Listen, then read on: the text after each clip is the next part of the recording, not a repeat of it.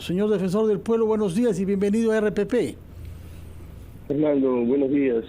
Mabel, Carlos, encantado de saludarlos. Buenos días, doctor, Sí, ¿cómo está? usted ha publicado en un comunicado en el que sostiene que el artículo 117 y los de nuestra Constitución y otros que garantizan la inmunidad del presidente para que pueda cumplir su función debe ser leído de una manera global en la Constitución, tomando en cuenta otros principios como el de la legalidad, el de la transparencia y el de la lucha contra la corrupción.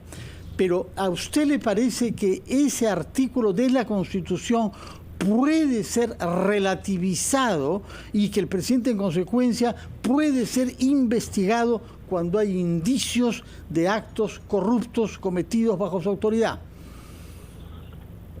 Fernando, antes de contestarle, permítanme primero explicar cuál es la línea de argumentación o las líneas de argumentaciones de la Defensoría del Pueblo para ese comunicado.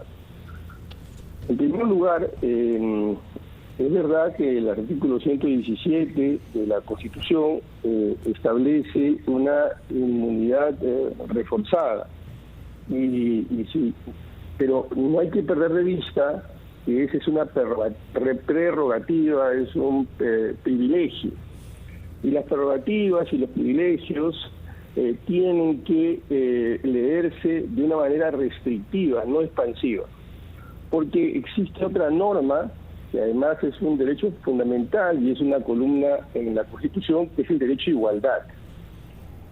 Leer que el presidente solo puede ser acusado por los artículos que están en el 117, es decir, traición a la patria, impedir las elecciones, cerrar el Congreso, impedir la reunión del Jurado Nacional de Elecciones, es algo así como decir que por todo lo demás puede transgredir las leyes y puede transgredir la Constitución. No solamente viola, esa lectura transgrede el principio de igualdad, sino que estaría dando patente de corso para que nada menos que el presidente pueda transgredir la ley y pueda dejar de lado otros valores constitucionales, vaciando de contenido la Constitución. Es decir, en el caso del presidente no se puede perseguir el delito, pero en el caso de Fernando Carvalho sí, de la señora Mabel Huerta también, de Carlos de Villarreal, etcétera, el defensor sí se puede, pero en el caso del presidente no. Eso obviamente es una paradoja, es una argumentación falaz. Eso es la primera, digamos, línea de argumentación. La segunda, que también es importante, yo diría tanto o más que la primera, es que la única posibilidad de que nosotros reconozcamos a la Constitución como norma suprema es que todos la cumplan y en todo momento, de rey a paje, empezando por el presidente de la República. Quiere decir entonces que el presidente en esta lectura está con una patente que le permite violar la Constitución. Por eso es que esta lectura no es, leal con ese principio que la Constitución es la norma suprema y por lo tanto obligatoria para todos. Ahora, quisiera hacer un deslinde importante. La Defensoría, y en lo particular yo no comulgo con las ideas de quienes afirman que la Fiscalía no quiere investigar, que la Fiscalía está coludida, o sea, con las teorías conspirativas, son conspiratorias, yo no estoy de acuerdo. Yo creo que la Fiscalía ha hecho una lectura ortodoxa, ha hecho una lectura histórica, pero equivocada. Yo no compartimos esa lectura, porque esa lectura además, Fernando, Mabel y Carlos, esa lectura nace de la Constitución es aprobada en el año 1992, pero en el año 1940 estaba vigente el Código de Procedimientos Penales, y ese código que ha estado vigente hasta el 2004, me parece, hasta el 2003, por lo tanto la Constitución se aprueba en ese contexto, decía que el juez investigaba y al mismo tiempo juzgaba. Entonces, en ese contexto normativo tiene sentido esa lectura, porque era un solo funcionario de justicia, que era el juez, el que investigaba y el que juzgaba. Pero hoy, con el nuevo Código Procesal Penal, es completamente diferente. El fiscal investiga y el juez le pone un marco, lo ataja y es el que finalmente decide. De acuerdo. Doctor Gutiérrez, necesitamos ir a una pausa. Cuando regresemos, por supuesto, vamos a seguir conversando sobre los argumentos también, porque no podemos... A ver, el presidente Castillo no es un ciudadano común y corriente, es el presidente de la República, y uno de los argumentos del Ministerio Público es que si bien ellos dicen que en 40 años, pues no se ha acusado, no se ha investigado o iniciado investigación a ningún presidente de la República, que esto es una novedad en todo caso de Zoraida Ábalos, la fiscal de la Nación, que también lo hizo con el presidente Martín Vizcarra, pero que suspenden esta investigación porque abrirían una suerte de caja de Pandora, ¿no? Y se iniciarían muchas investigaciones preliminares en torno al presidente de la República. Hay aquí consideraciones políticas, sin duda, y sobre eso quisiéramos también hablar tras escuchar a nuestros anunciantes. Regresamos. La Fiscalía de la Nación ha advertido sobre los peligros de investigar en este momento al presidente Castillo, porque consideran que pues esto podría abrir todo un abanico, ¿no?, de denuncias y de investigaciones en torno a la máxima autoridad en nuestro país. A ver, para ahondar más en el asunto, el ministro de Justicia ayer decía pues que el presidente no puede perder tiempo en tonterías, ¿no?, sino poder enfocarse en gobernar. Ante esta posición, ¿qué es lo que usted podría comentar? Porque finalmente, al emitir este comentario, el Ministerio Público también está haciendo una apreciación política de los hechos. Estamos con el doctor Walter Gutiérrez, defensor del pueblo, quien me contesta en este momento. Sí, mire, Mabel, en primer lugar, hay cosas que hemos hecho durante años, decenas de años, incluso cientos, y eso no quiere decir que esté bien. El derecho evoluciona, va generándose posibilidades de que conozcamos la realidad, los teléfonos, los videos, etcétera, que nos ponen otros escenarios y nos permiten conocer la realidad, y el derecho tiene que irse adecuando. Eso en primer lugar. En segundo lugar, decir que las prerrogativas son al cargo, no a la persona, no es intuito personal. Hay que distinguir la presidencia de la República del presidente de la República. Hay que proteger la presidencia incluso del presidente que ocasionalmente esté, independientemente de quién sea. Y porque además no podemos renunciar, y ahí no hablo de política sino de institucionalidad, no podemos renunciar a la persecución del delito. ¿Qué quiere decir? Que bajo esa lectura tendríamos que renunciar a la persecución del delito, bajo esa lectura tendríamos que renunciar al combate a la corrupción, bajo esa lectura tendríamos que renunciar a la transparencia. Mire, en derecho en criminalística existe un apotema que dice: tiempo que pasa, verdad que huye. La resolución, y lo digo de nuevo con todo respeto porque creo que el Ministerio Público no está en la tónica de no querer querer apañarse o no querer investigar, sino que tienen una interpretación equivocada. En la resolución decía que su texto dice: ábrase investigación, pero no investigo hasta el 2026. Uh-huh.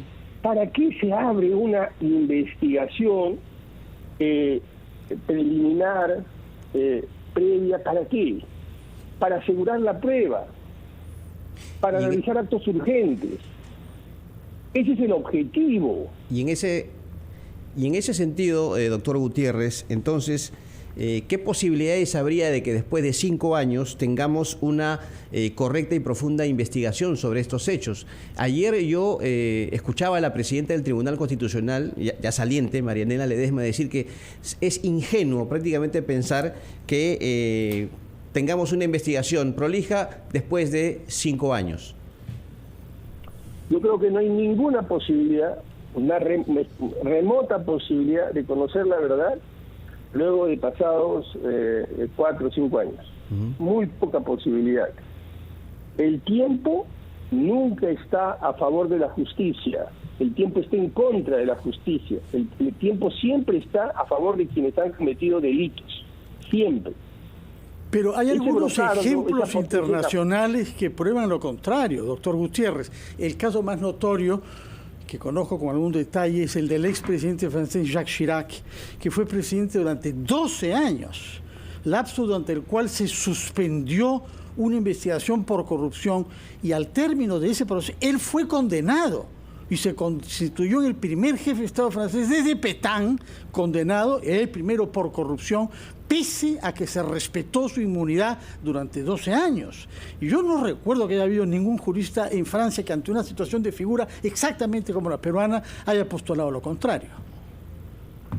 Claro, nuestro derecho, Fernando, es un derecho, si bien es cierto, de origen romano-germánico, y en esa línea tiene desde luego una influencia importante del derecho francés, pero la globalización del mundo ha significado también una globalización del derecho y por lo tanto un influjo del derecho anglosajón.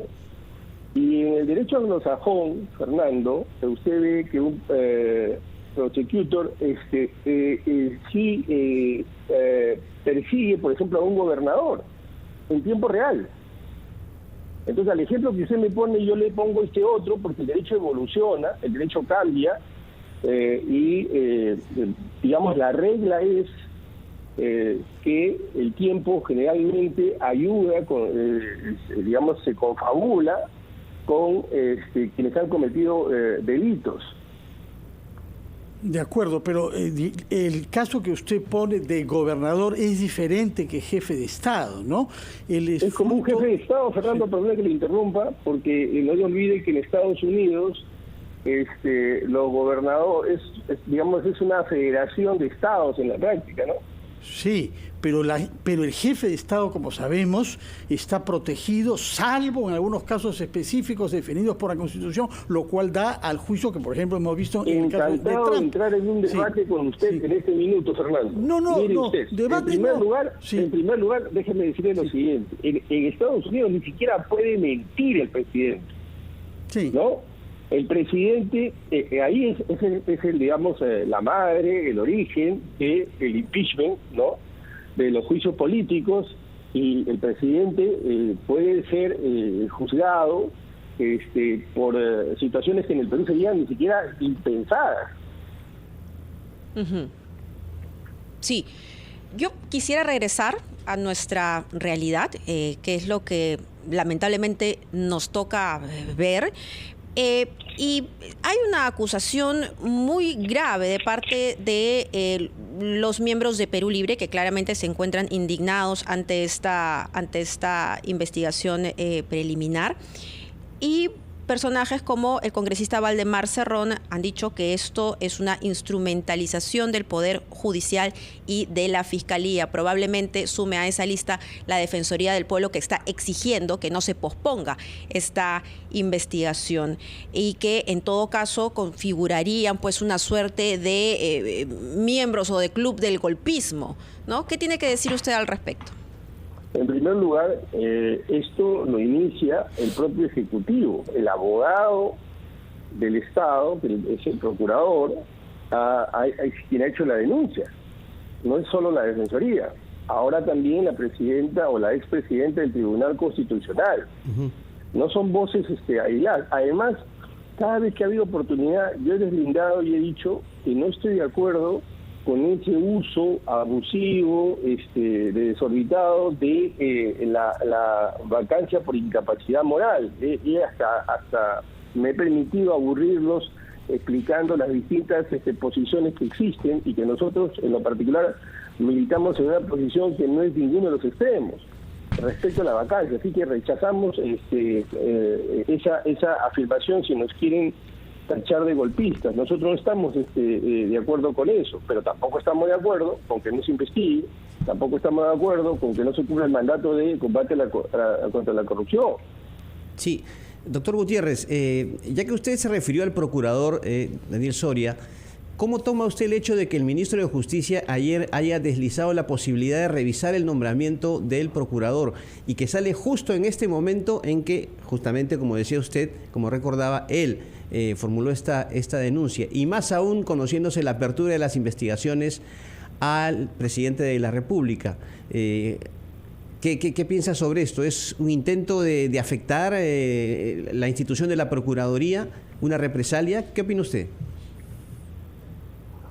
Bueno, permítame un segundo, Carlos. Sí. Mientras estaba escuchando, abría de la Constitución el artículo 17 para recordar el término que utiliza la Constitución es acusar. 117. No utiliza, en ninguna parte aparece investigar. Sí. ¿No? Por Claro. lo tanto, quienes dicen que nos estamos introduciendo cosas, no somos nosotros, son quienes interpretan así. Ok. No está investigar. ¿Por qué se incluye en el artículo 117 una prerrogativa que no le ha dado? Eso solamente como una nota más Okay. a lo que venía diciendo. Y en relación a su pregunta, Carlos, mire, yo creo que sería grave remover al procurador. El procurador solo puede ser removido, licenciado de su cargo, por falta grave y previo procedimiento. Dudo que el doctor Aníbal Torres, quien tiene una larga trayectoria en el derecho, quien conoce conceptos jurídicos y tiene además ejercicio, bastante millaje jurídico, dudo que él tome una decisión de ese tipo, salvo que tuviera pues un argumento contundente. El argumento es que el procurador se habría burlado del presidente durante la testimonial que él le tomó en Palacio de Gobierno. No sé si eso encaja. Obviamente tiene que demostrarse. Bueno, solamente eso, sí. le voy a contestar Sí. eso porque yo no soy el abogado del procurador. No, le estoy pidiendo una opinión, usted como abogado también. Mire, ayer escuché al procurador, justo en RPP, y decía que no, claramente no se había burlado, que estaba intercambiando opiniones con su asistente, lo cual es perfectamente normal, y que si hubiera habido algún incidente, se hubiera registrado en las actas, cosa que no ha sucedido, o que le hubiera llamado la atención al fiscal supremo, cosa que tampoco ha sucedido. De manera que debe tratarse de un malentendido. Creo que el gobierno... ¿No lo ve como una represalia usted hacia el procurador? No, porque todavía no hay nada concreto.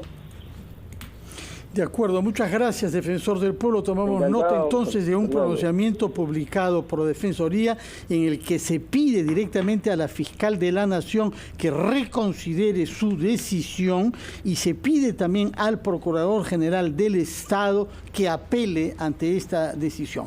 Muchas